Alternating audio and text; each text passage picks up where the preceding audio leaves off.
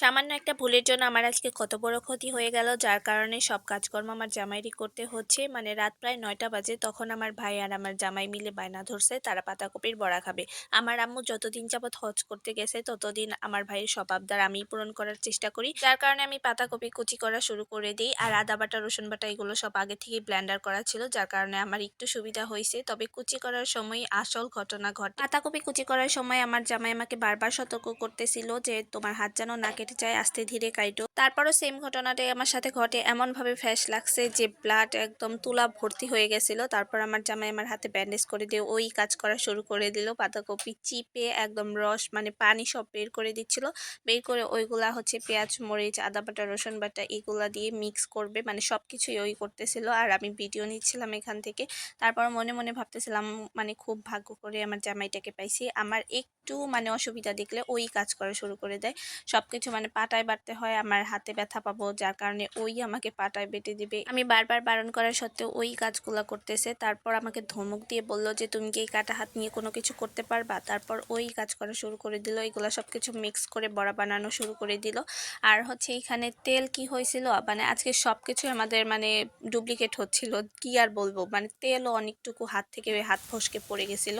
তারপর যাই হোক ওইখানে আবার আমার জামাই সবকিছু পরিষ্কার করে দিছে, তারপরেও আমাকে একটু বকাঝকা করে নাই। মানে এত ধৈর্য আর আমার মানে দেখে খুবই ভালো লাগে।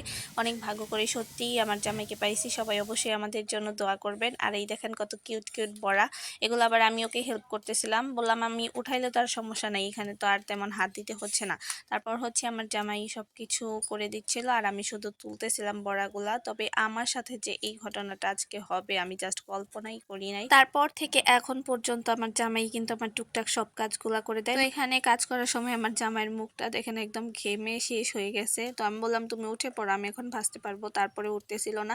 আর থালি বাটি কড়াই টড়াই যা ছিল সবকিছু ওই ধুয়ে দিছে, ধুয়ে একদম চকমকো করে দিছে, মানে আমার যাতে আর সকালে এই কাজগুলো না করতে হয়। ওই সবাই আমাদের জন্য দোয়া করবেন, আমরা যাতে সবসময় এভাবেই একসাথে থাকতে পারি, সব কাজগুলো দুইজন মিলে ভাগাভাগি করতে পারি, কষ্ট সুখ সবকিছুই যাতে ভাগাভাগি করতে পারি। অবশ্যই আমাদের জন্য সবাই দোয়া করবেন আর অবশ্যই আমার পেজটাকে ফলো করে রাখবেন আর ইউটিউব থেকে দেখে থাকলে সাবস্ক্রাইব করে রাখবেন।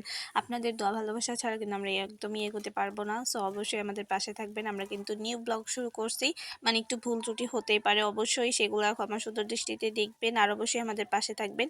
কোনো ভুল হলে কমেন্টে জানাবেন, সেগুলো আমি শুধরে নেওয়ার চেষ্টা করব। তো এখানে সবকিছু ধোয়া শেষ, মানে ঘষা মাজা শেষ, এখন শুধু ট্যাপের পানি দিয়ে ধুয়ে নিচ্ছে। আর হ্যাঁ, এটা কিন্তু আমার বাবার বাড়ি, এটা আমার শ্বশুর বাড়ি না। আমার আম্মু কিন্তু গেছে হজ করতে, যার কারণে আমরা আমার বাবার বাড়িতেই আছি প্রায় 1 মাস যাবত। 3 মাসের মানে 3 মাসের ভিসায় গেছে, 3 মাস পর আসবে আম্মু। তো এখানে বেঁধে দিছিল আমার হাত, সেটা আবারও ভিডিও করে নিলাম একটু। মানে আমার খুব খুশি লাগতেছে আমার জামার এই কাণ্ডগুলা দেখা, মানে খারাপও লাগতেছে যে আমার কাটার কারণে ওর এইসব কাজ করতে হচ্ছে। আমি কিন্তু সচরাচর আমার জামাইকে দিয়ে তেমন কাজ করাই না, শুধু টুকটাক পানি আনানো, মানে রাত কইরা যখন ভয় পাই তখন পানি আনাই, কারণ আমার শ্বশুর বাড়িতে তো হচ্ছে টিউবওয়েল আর বাইরে থেকে গিয়ে পানি আনতে হয়। তো এখানে বড়া ভাজা শেষ, আমি বলতেছিলাম একটু ভিডিও করে নেই, ও হচ্ছে বলতেছে দাও আমি নেই। আমি বললাম না তোমার নিতে হবে না, আমি নিতে পারবো, তুমি এগুলো নাও আর দরজাটা আটকায় দাও।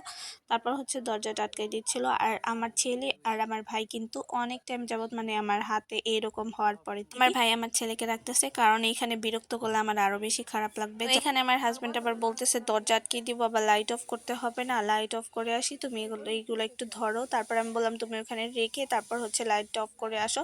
তো লাইট অফ করে আমরা এখন মানে ঘরে চলে যাচ্ছি, মানে রাত করে প্রচুর ভয় করতেছে এই ভাজা পোড়া জিনিস নিয়ে। তারপরেও আমি হচ্ছে আমার জামাইয়ের আমার ভাইয়ের আবদার পূরণ করার জন্য এগুলো করতেছিলাম।